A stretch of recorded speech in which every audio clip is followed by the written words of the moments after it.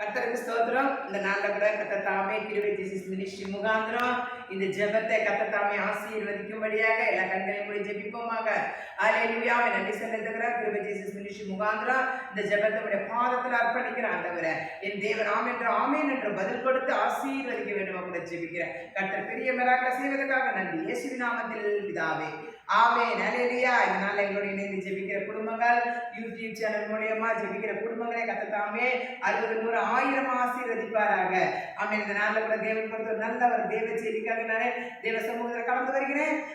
சங்கீதம் 91 சங்கீதம் 1 வசனம் சொல்லுகிறது, உன்னதமானவர் மரபில் இருக்கிறவன் சர்வ வல்லவருடைய நிழலில் தங்குவான். ஹல்லேலூயா. உன்னதமானவருடைய மரபில நம்ம இருக்கும்போது, சர்வ வல்லவருடைய நிழலில் நம்ம தங்கி இருக்கும்போது கர்த்தர் பெரிய மிராக்கிளை செய்ய வல்லவராக இருக்கார். ஹல்லேலூயா.